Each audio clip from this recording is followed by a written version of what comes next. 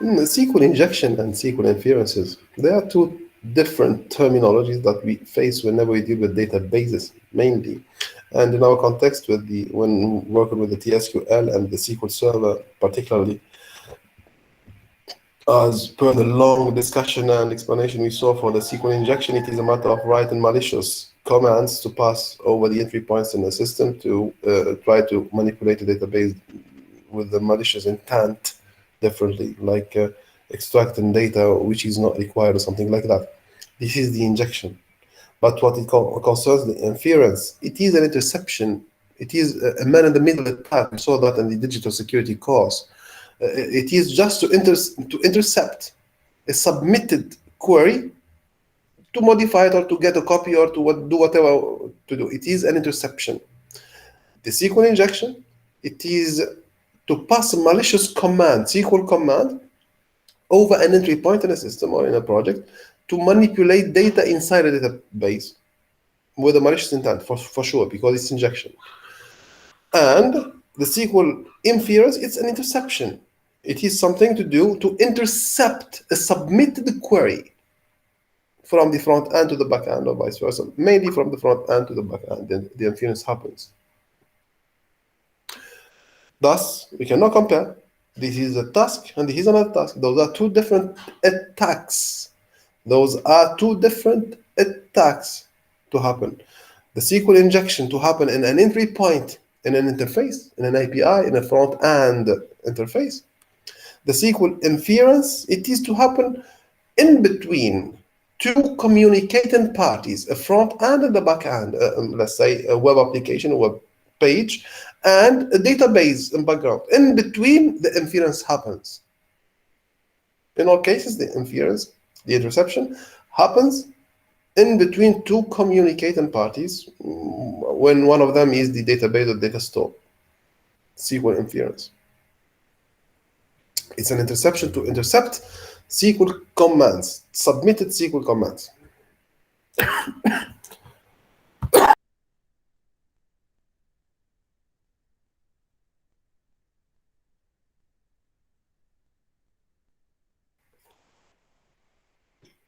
Let's come back to our chapter, and if you have any doubt regarding the content, you may ask. Just we will continue. Yeah. So actually, before we continue, we took enough time to explain this matter of SQL injection, and for the case of those three commands here, we took and we explained for 2 times, actually, I believe, in 2 classes. Those 3 commands, they are sort of giving us the same outcome, yet they are written differently. So I need you, and I advise you 100% to completely and with complete detail, with complete confidence and trust. You have to recognize them how to be discussed, because you need to know their details that you can use in the future time in different queries, and you can see the differences to utilize them in a professional task. We use this or the other, depends on the scenarios usually. I do not ask you to memorize it, no, but to know how to distinguish between them in order, if you are in need, you can use this or the other. You can discuss the differences also. Okay, see you now. Yes, the assemblies. Okay, we were talking about the assemblies. Let me start from here, from this point. The context of the use of the CLR, remember that we said that this is a stored procedure. At the end of the day, the stored procedure here discussed is stored. It is stored procedure, yes, but it is to be implemented, yes, developed and implemented, stored, and executed differently. Differently from whom? From the regular stored procedure, the SP. The stored procedure is a sort of program written in some programming language and stored in a front-end API. The front-end APIs we know so far, and as per our book, they are the SSDT, the SSMS, the Visual Studio, the DB Pro. Those are the ones we discussed. Okay, what's the difference? We said, and as per the definition, CLR, Common Language Runtime, means stored procedure implemented, implemented and stored in the backend, means the SQL Server itself and the body of the SQL Server, and to be manipulated in different features, and it has 5 entities to run. In addition to that, it has some external capabilities to manipulate, to call, to communicate with the external environment. It has positive features that we can utilize. The developers, the project owners, to refer to. This is the meaning. The assemblies is one of the environment, we can say, attributes or properties or components. The environment is the operating system.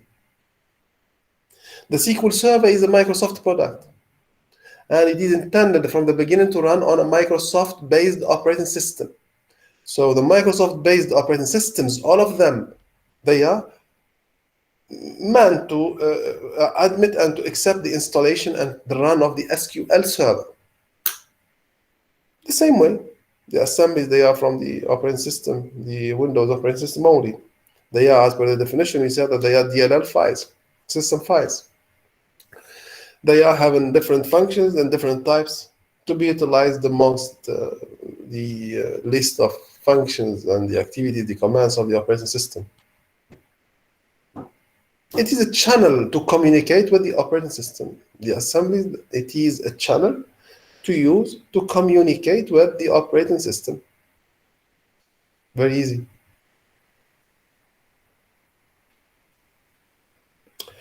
The assemblies, they are from the Microsoft. SQL Server, Microsoft. TSQL, it runs on with the SQL Server. So there is a relationship, and mainly we talk about the .NET. So technically here, the .NET is the framework where all of them run. The .NET is the framework that enhances the run of each of them. Thus, there is a channel where we can see a communication happens in between all of them, the assembly, the SQL Server, the projects that they are running on Microsoft environment. So all of them, we can find a channel to make them communicate, which are actually the .NET, which is the .NET. I believe that it is actually very clear because we saw it more, we discussed this more than one time. Okay, the assemblies, they are sort of system files that they have actually some functions and some types to run. Yeah, functions of the operating system, types that the operating system understands, recognizes. The SQL Server as well has his own data types, like the time, date, and the date time and things like that.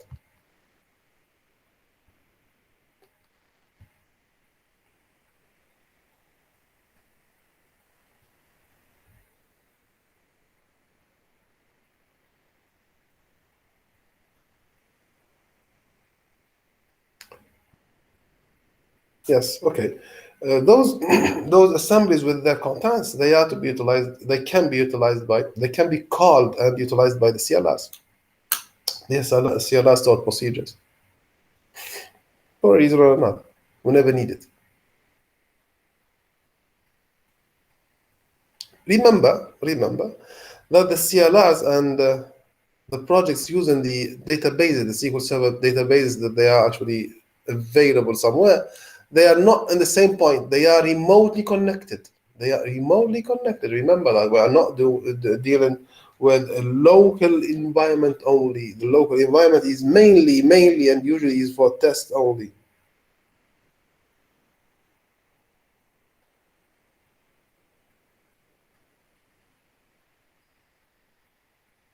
Thus,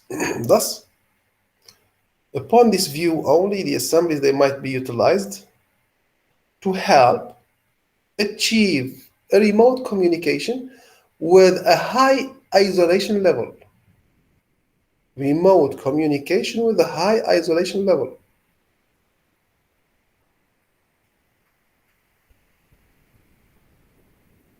This remote communication, because we are separated actually, and they are separated, the front end from the back end. The front end, let's say any web interface or mobile interface. The back end is the SQL Server itself, where the databases are. Okay, the front end, for example, is your own mobile. Can you open the EduWave Let me ask you the question. Can you open the EduWave using your mobile? The answer is yes. And where can you open the EduWave? Only inside the campus, at the UNISWA campus? No, even at home, even in Dubai, even in the United States, here in Tunis, or wherever you go, actually you can open the EduWave.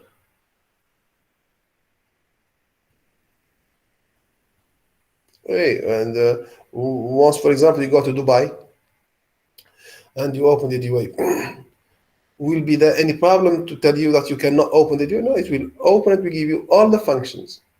While the database is where? It is, let's say, located here inside the campus, inside the web server, inside the campus. It is very far. So they are connected and they are communicating remotely. This is the first part. The second part is that the communication, what it would hold, for example, it will hold your query to check your username and password, to validate you, to authenticate you. So there is a query submitted from your mobile to the web server. There will be a chance, full stop. The query submitted from your mobile to the web server has to be isolated, and the assemblies can assure that the use of the CLR along with the communication, let's say a combination with the use of the assemblies, can isolate the submission of your query from your device to the web server, or to the, let's say, to the SQL server.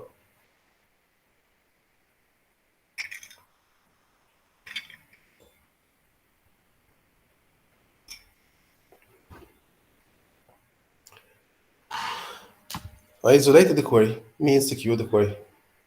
Isolated means secured. Full stop. This is the theory behind the communication in between the combination SQL CLR stored procedures and the use of the .NET assemblies.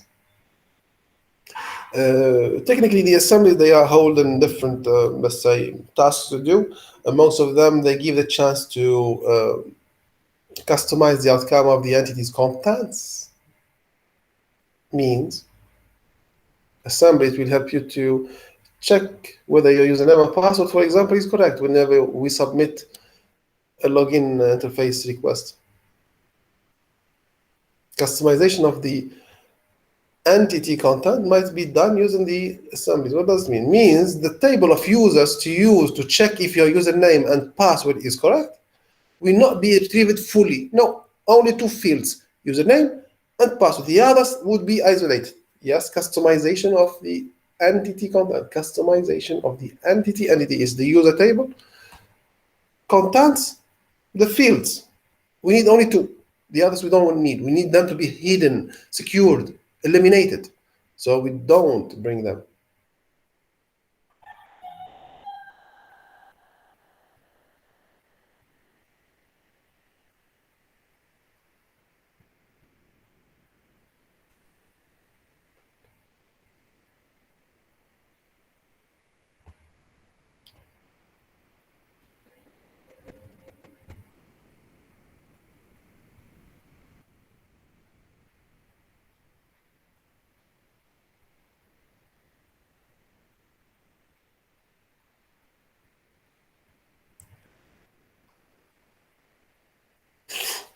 Is it okay so far?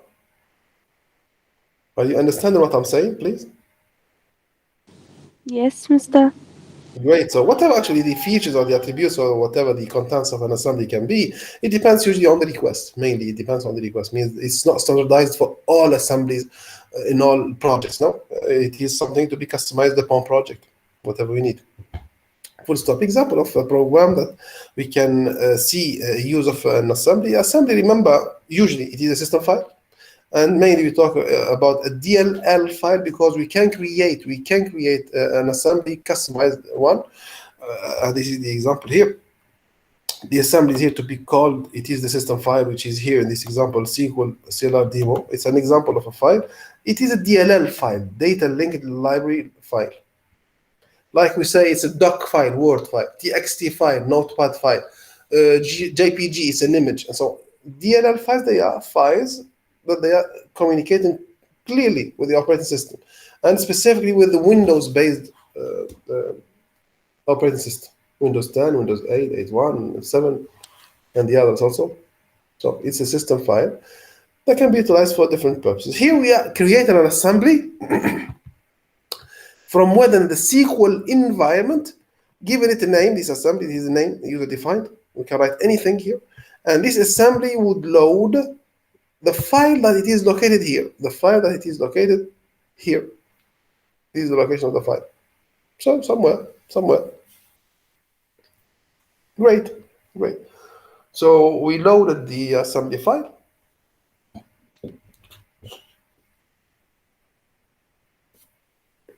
I'll come back to this slide. Here. After loading the assembly file, we would have actually, let's say, a class. Here it's a class that has a function to do. Okay. The class that has actually a function to do, we create a procedure to execute it whenever we need. Here we create a procedure that this procedure has a user-defined name also.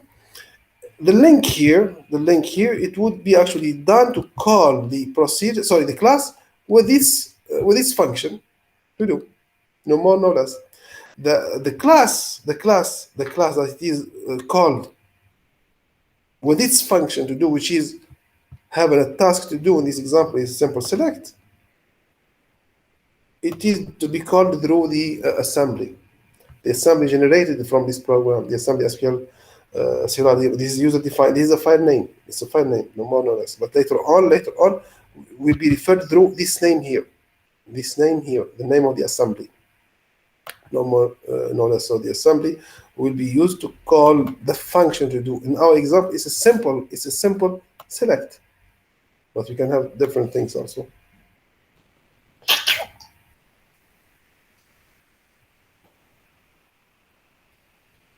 Try to combine what I just said right now, and if you have any doubt about how this process is run, just ask, please.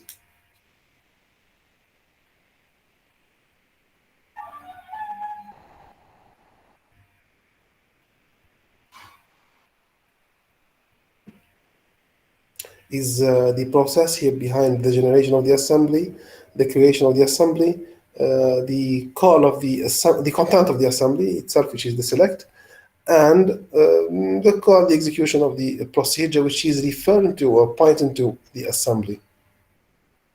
Any doubt, any concerns, please?